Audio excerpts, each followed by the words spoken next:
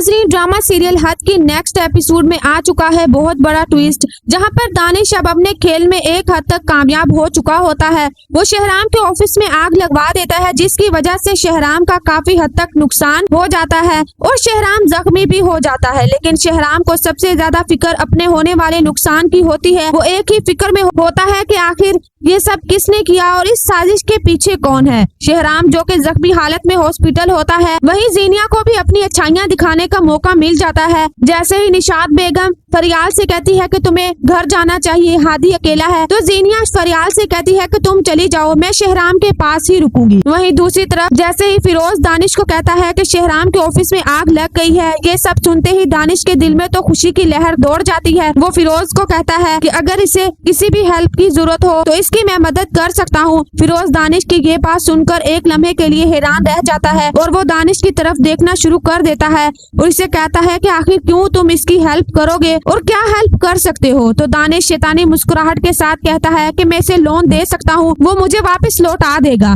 क्योंकि दानिश की यही चाल होती है कि वो किसी न किसी तरह शहराम को अपने सामने झुका ले ताकि इसकी झूठी अना को तस्कीन पहुँचे। जबकि सीरत बेगम के लिए भी अब मकाफाती अमल शुरू हो चुका है। वो सीरत बेगम जो सबको अपने जूते की नोक पर रखती थी, जिसके सामने इंसानियत की कोई अहमियत नहीं थी, वो सीरत बेगम आज दर बदर की ठोकरें खा रही है। इसकी अपनी बेटी ही खुद गर्जी का मुजाहिरा कर रही है। जैसे ही सीरत बेगम की तबीयत खराब होती है, सिद्रा जीनिया को फोन करके बताती है, लेकिन जीनिया साफ इनकार कर देती है और कहती है कि तुम मोम को हॉस्पिटल ले जाओ, मैं मसरूफ हूँ, मैं नहीं आ सकती। सिद्रा जैसे ही जीनिया से फोन पर बात करके कमरे में वापस जाती है तो सीरत बेगम जमीन पर बेहोश पड़ी होती है और इसके सर पर चोट लगी हुई होती है। सिद्रा इन्हें उठाकर हॉस्पिटल ले जाती है। जैसे ही वो सीरत बेगम को घर वापस लेकर आती है तो जीनिया भी सीरत बेगम से मुलाकात करने आ जाती है। सीरत बेगम इससे कहती है कि तुम कैसी बेटी हो, मैंने तुम्हारे लिए इतना कुछ किया और तुम्हें मेरी जरा भी परवाह नहीं। लेकिन जीनिया अपनी फितरत के मुताबिक अपनी माँ से कहती है कि आप बहुत खुदगर्ज हैं, मेरी भी अपनी कोई जिंदगी है,